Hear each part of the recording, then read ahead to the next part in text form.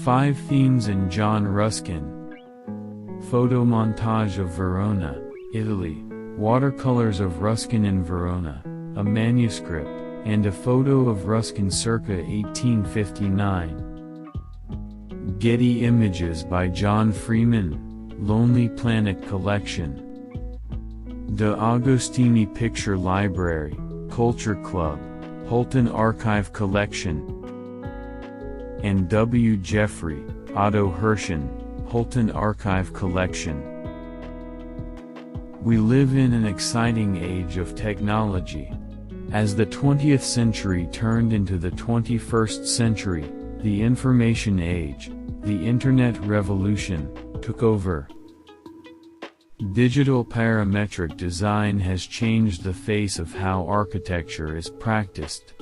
The building materials produced are often synthetic. Some current critics warn against machines that are ubiquitous today. Computer-aided designs have become computer-controlled designs. London-born John Ruskin, 1819 to 1900, answered a similar question in his time. Ruskin came of age during British domination of what is known as the Industrial Revolution. Steam-powered machines quickly and systematically created products that had once been done by hand. High heating furnaces make hand-hammered wrought iron unrelated to new cast iron, which is easy to shape into anything without the need for an individual artist. Man-made perfection called prefabricated cast iron architecture and shipped worldwide. Ruskin's 19th century commemorative critique is one that applies to the 21st century world. Although not an architect, John Ruskin influenced generations of designers and continues to be on the must-read list of today's architecture student. Ruskin's themes: the arts and honesty of crafts. Ruskin said, "The forms and manner of decoration of all the features are universally the same, not at all, but fraternally, not by the likeness of coins cast from one mint, but by the likeness of members of the same family. It is good for God to create without toil, that which man can create without labor is worthless, the ornament of the machine is no decoration at all." Said Ruskin. Human dehumanization in the industrial age. Ruskin admits that a man can be trained to produce a perfect product quickly, just as a machine can. But do we want humans to be mechanical beings? How dangerous is thinking in commerce and industry? Ruskin said, "Understand this clearly, you can teach a man to draw a straight line, and cut one, to strike a curved line, and engrave it, and to copy and engrave a certain number of lines or shapes, with astonishing and perfect speed. You will find his work perfect of its kind, but if you ask him to think about any of those forms, then he will not be able to find a better one in his own head. He makes the mistake of the first touch he puts on his work as a thinking creature. But you have made him the man for it all. He was just a machine before, an animation tool." What is architecture? Answering the question what is architecture? Not an easy task. John Ruskin spent his entire life expressing his own opinion, defining the built environment.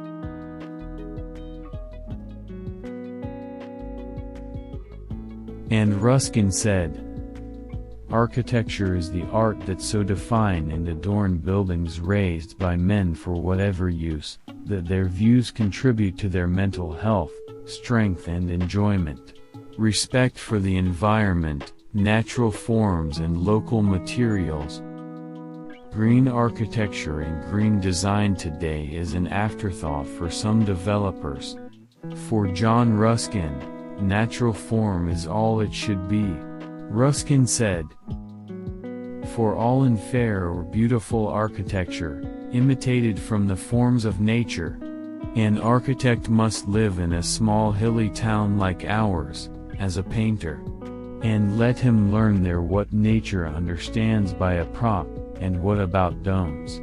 As a young man in 1849, Ruskin railed against cast iron ornamentation in the Lamps of Truth chapter of one of his most important books, The 7 Lamps of Architecture.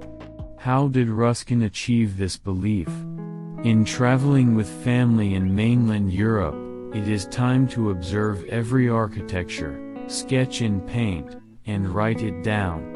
While studying the Italian cities of Venice and Verona, Ruskin realized that beauty in architecture was created by human hands. Ruskin said, "The iron is always hammered, not cast, first beaten into thin leaves, and then cut into strips or ribbons, 2 or 3 inches wide, which are bent into various curves to form the sides of the balcony, or into the actual leaves. Sweeping and free, like the leaves of nature, richly decorated. There is no end to the variety of designs, no limit to the lightness and flow of form, which can be produced by the iron workers treated here. Method, and it is almost as improbable for any metal work, that it be handled, be poor, or blameless, as it is for a cast metal work to be otherwise." Ruskin's praise of crafts not only influenced the arts and crafts movement, but also continued to popularize craftsman-style homes and furniture such as the John Ruskin wrote during the explosive popularity of cast iron architecture, the manufacturing world he hated. As a child, he sketched the Piazza dell'Urban Verona, shown here, remembering the beauty of the wrought iron and carved stone balconies. The stone balustrades and sculpted gods above the Palazzo Maffei are details worthy of Ruskin, architecture and ornamentation made by humans and not by machines. Ruskin and cast iron. But I believe there is no reason to be more active in the degradation of our natural sense of beauty, than the constant use of cast iron ornamentation. Ironwork in the Middle Ages was as simple as that, consisting of a flat leaf cut out of a sheet of iron, and twisted at the will of the worker. No frills, on the contrary, so cold, that it basically can't afford fine lines. Ruskin on glass. Our modern glass is clear in substance, true in form, accurate in cutting. We are proud of this. We should be ashamed of it. Old Venetian glass is muddy, inaccurate in all its forms, and old. The Venetian is really proud about it. For there was a difference between the English and Venetian workers, that the former thought only of accurately fitting the patterns, and getting the curves right and the edges very sharp, and became a mere machine for rounding curves and sharpening edges, whereas old Venezia didn't care whether the edges were sharp or not, but she created new designs for every glass she made, and never formed handles or lips. Although some Venetian glass is quite ugly and quite clunky, when made by clumsy and uncaring workers, other Venetian glass is so beautiful in its form that no price is too great for it, and we never see the same shape in it twice. Now you don't have various finishes and shapes. If the worker thinks of the sides, not the design, then he cannot think of the ends. Whether you pay for a beautiful form or a perfect result, and whether you will make the worker a man or a grindstone. Ruskin's critic writing influenced social and labor movements in the 19th and 20th centuries. Ruskin did not live to see Henry Ford's assembly line, but he predicted that untethered mechanization would lead to the specialization of the workforce. In our own time, we wonder whether an architect's creativity and ingenuity will suffer if asked to do only one digital task, either in a studio with a computer or on a project site with a laser beam. We have learned about division in labor. This is not talk, but divided work. And the man was broken into small pieces and the crumbs lived, so that all the little pieces that remained in the man were not enough to make pins, or heads of nails. Now it's a good thing and desirable to make a lot of pins in a day, but if we can only see with a sand crystal the point they polish, we have to think there might also be a downside to it. And the cry that rises from our manufacturing cities, louder than the blast of their furnaces, all of which we make, except men, we blanch cotton, strengthen steel, and refine sugar. But to enlighten, strengthen, purify, or form a spirit in our lives. In his 50s and 60s, John Ruskin continued his social writings in a monthly newsletter collectively called Force Clavigera, a letter to the workers and laborers of Great Britain. In his 50s and 60s, John Ruskin continued his social writings in a monthly newsletter collectively called Force Clavigera, a letter to the workers and laborers of Great Britain. Ruskin Library News, written between 1871 and 1884.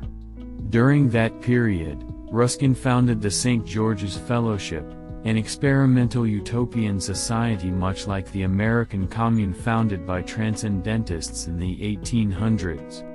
This alternative to industrial capitalism might be known today as the hippie commune. What is architecture? Ruskin's lamp of memory. Part of the Seven Lamps script, the opening chapter of John Ruskin's The Lamp of Memory says, "In this time-wasting society, are we building buildings to last for centuries, or is it too much to spend? Can we create lasting designs and builds with natural materials that future generations will enjoy? Is blob architecture today beautifully crafted digital art, or will it seem too ridiculous in a few years?" John Ruskin continues to define architecture in his writings. More specifically, he wrote that we cannot remember without it, that architecture is memory. What we feel on the walls that have long been washed away by the waves of passing humanity, in the gold stains of that time, that we must seek light, color, in true architectural elegance. John Ruskin's legacy.